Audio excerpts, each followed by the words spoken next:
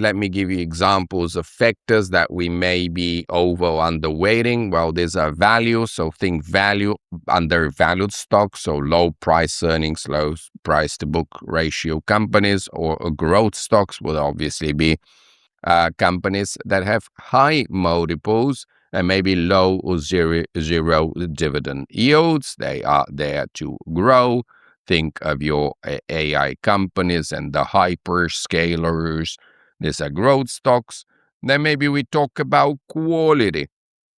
Quality, what do I mean here? Maybe earnings quality, maybe return on capital, return on equity, nice and healthy profitability companies, or financial reporting quality.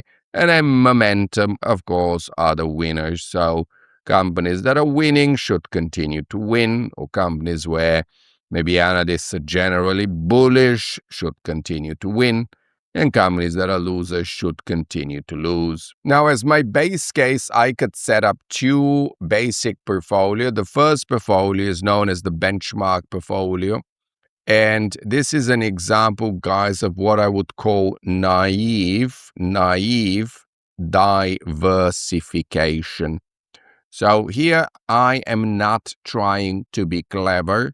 I am flying on autopilot. So I have identified the relevant factors: value, growth, quality, momentum, but I don't really know which ones are going to be important. So naive diversification simply says, well, you've got 4 factors, give each one equal 25% importance. Yeah, so that's your benchmark portfolio. And let's see if you trying to be clever is going to outperform this benchmark portfolio where you are literally putting no effort whatsoever. Another version of this portfolio is called risk parity portfolio. Now, risk parity is this idea that different stocks obviously have different volatilities. As you know, growth stocks are much more volatile than value stocks. For example, take NVIDIA. Well, NVIDIA is going to be more volatile than some consumer staple or utility company that has a very boring but dependable business with high dividend yield. So if I know that some factors are going to contribute more risk to my overall portfolio, I'm going to reduce the exposure to that factor within my portfolio. So notice here what the word risk parity means is that you want to not weigh by equal dollar amounts. You want to weigh by equal risk contributions. Okay, so if I've got something really, really risky, let me just get an example: gold miners. Yeah, gold miners. I mean, I've got exposure to gold miners right now because they've got really good profit margins, but my exposure to gold miners is very, very small because I'm aware gold miners are very volatile. So I don't want them to drive the volatility of my portfolio. So I'm okay to have some exposure to them, but they're very, very volatile. So I keep that exposure low. Whereas if you take, for example, the global index, well, the global index is nicely well diversified across America, ex-US, emerging markets. Well, naturally, that's going to be less volatile than gold miners. So I'm happy to keep a bit more invested in the global index. So the idea of risk parity, as I said, not equal dollar amounts, but equal risk contributions.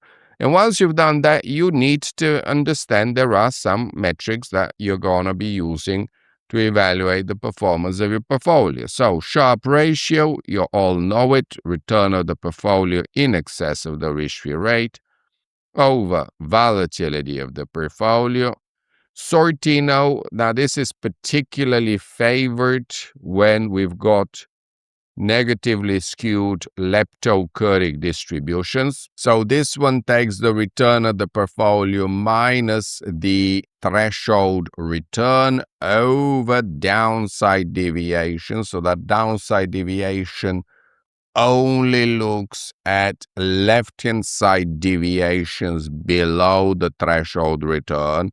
So Sortino is generally favored for evaluating things like hedge funds because, as you know, hedge funds are going to have probably non-normal, negatively skewed leptokurtic distribution. So the Sharpe ratio is not going to do as honest a job as Sortino. Now, VAR, we obviously need no introduction here on account of our VAR reading, but just to remind you, if I say 5% 1-day VAR equals $1,000. I've given you 3 pieces of information: the significance level, the time period, and the magnitude of the loss.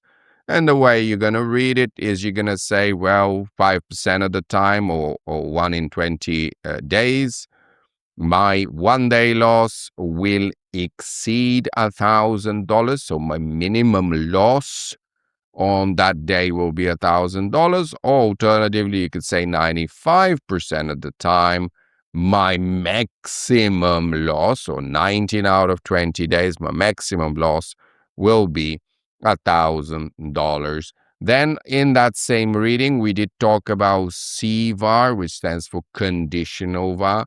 Given that we are on a bad day, remember the glowing, ominously glowing red ball on your side table? It's telling you it's a bad day. You know it's a bad day. How bad is this day going to be?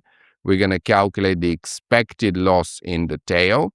So that's your conditional VaR, or sometimes called expected tail loss or expected shortfall. And the last one they look at here is maximum drawdown. So that's going to look at your maximum loss from peak to trough. And as I said, this is really, really important because you want to build portfolios that don't have severe maximum drawdown, especially if you're going to need to make withdrawals from those portfolios, because the last thing you want is a bad sequence of return where my retiree has to start withdrawing money in a bad market after a huge drawdown. The other reason here is why you don't want a large drawdown is because you're going to panic and you're going to sell at the bottom of the market. So depends really on your risk appetite. I can speak for myself. I am okay with a drawdown of up to 40% on some of my portfolios because I know some of my portfolios are money that I am happy to let's say, grow over time, and I don't plan to tap into them. So I'm happy with a drawdown there, but obviously if it is money that I'm going to need to pay my mortgage or pay my bills, I'm not going to be happy with any kind of maximum drawdown at all. So I'm going to want to keep that in money market funds. So a lot of these things really, guys, is about risk management. Okay, it's very, very important to preserve your capital. You cannot grow your capital unless you can first preserve your capital. Remember, a loss of 50% will require a gain of 100% to just break even. So focus on preserving capital first, focus on discipline, focus on getting rid of emotions. And then once you've sorted that, now sit down and think, okay, cash is a melting ice cube. I don't want to keep too much cash. Where am I going to be investing in order to obviously keep up with inflation? And when I say inflation, I don't mean CPI inflation here. I mean the real inflation on the ground, and obviously beat inflation, because you don't want to just tread water. Hopefully you want to build some wealth as well.